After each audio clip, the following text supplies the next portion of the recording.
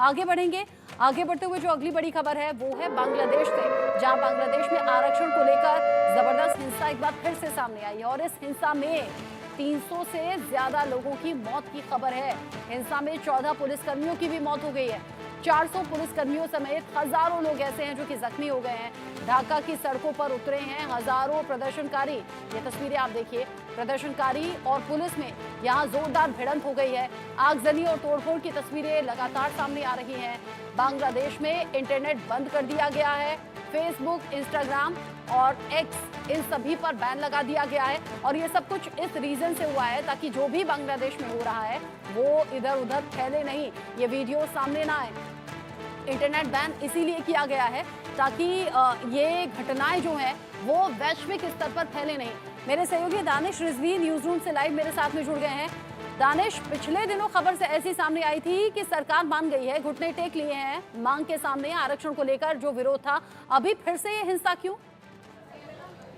दरअसल बांग्लादेश में सरकारी नौकरियों में जो आरक्षण मिल रहा था उसको ख़त्म कर दिया गया और शेख हसीना के खिलाफ लगातार तकरीबन बांग्लादेश के 20 ज़िले में ज़बरदस्त हिंसा हो रही है। अब तक 300 से ज़्यादा लोग मारे गए हैं, जिसमें तकरीबन 14 पुलिसकर्मी भी मारे गए हैं। हज़ारों की तादाद में लोग घायल हैं। दरअसल जो बांग्लादेश में अब तक आरक्षण की जो व्यवस्था थी उसमें तकरीबन 56% थी। हाई कोर्ट ने जून के महीने में एक याचिका दायर की गई थी, हाई कोर्ट ने उसको बहाल कर दिया था। लेकिन उसके बाद से जो वहाँ पर सबसे ज़्यादा जो अहिंसक प्रदर्शन हो रहे हैं उसमें आरक्षण की जो मांग कर रहे हैं मुक्ति योद्धा, यानी कि 1971 में जो जिनके परिवार जंग लड़ते हुए पाकिस्तान और बांग्लादेश के दरमियान, उनको 30% अब तक आरक्षण मिल रहा था। महिलाओं को 10% मिल रहा था। पिछड़े जिलों के निवासियों को 10% मिल रहा था। अल्पसंख्यकों को 5% मिल रहा था। विकलांग को 1% मिल रहा था। इस तरीके से तकरीबन 56% वहाँ के लोगों को आरक्षण मिल रहा था। लेकिन सुप्रीम कोर्ट ने फैसला पलट दिया। सुप्रीम कोर्ट के फैसले पलटने के बाद जिस तरीके से वहाँ के लोगों में उबाल और गुस्सा देखने को मिल रहा है, उससे लगातार अब हिंसा का प्रदर्शन जबरदस्त हर सड़कों पर तकरीबन 20 जिले उसके चपेट में आ चुके हैं। सरकार और सेना और पुलिसकर्मी लगातार हिंसक प्रदर्शनकारियों पर कार्रवाई कर रही हैं। लेकिन फिलहाल अभी भी लगातार जिस तरीके से उग्र प्रदर्शन हो रहे हैं, यानी कि आने वाले वक्त में बांग्लादेश के लिए एक जबरदस्त चिंता का विषय बन सकता है। लेकिन उसके साथ ही साथ शेख हसीना ने इन प्रदर्शनकारियों को कहा है कि ये प्रदर्शनकारी नहीं है बल्कि ये आतंकवादी हैं।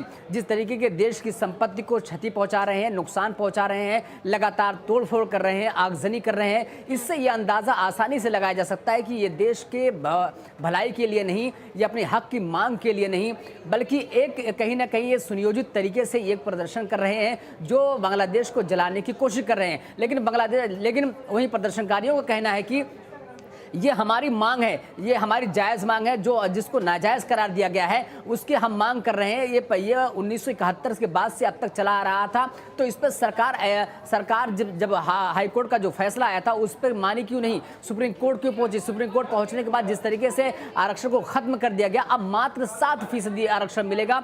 और उसके साथ साथ सुप्रीम कोर्ट ने जो सबसे तल्ख टिप्पणी की वहाँ की सुप्रीम कोर्ट ने, उसने कहा कि अब आरक्षण व्यवस्था खत्म होगी और सिर्फ मेरिट के आधार पर लोगों को सरकारी नौकरियों में ही नौकरी मिलेगी, यानी कि जो काबिल होगा उसी को नौकरी मिलेगी। आरक्षण की व्यवस्था को लेकर आप देखिए दुनिया के तमाम देशों में इस तरीके से हिंसक प्रदर्शन होते रहते हैं और पड़ोसी देश बांग्लादेश में इस वक्त फिलहाल हिंसा चरम पर है।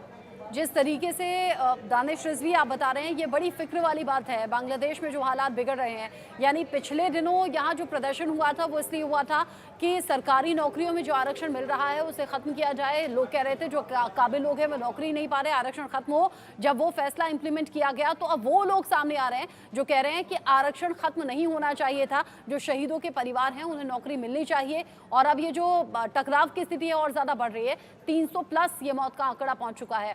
दानिश रिजवी, नजर आप बनाए रखिएगा, आगे जो अपडेट होगा इस खबर पर आपके जरिए दर्शकों तक पहुंचाएंगे। अभी के लिए आपका शुक्रिया। एक छोटा सा ब्रेक यहाँ पर ले रहे हैं, लौटेंगे।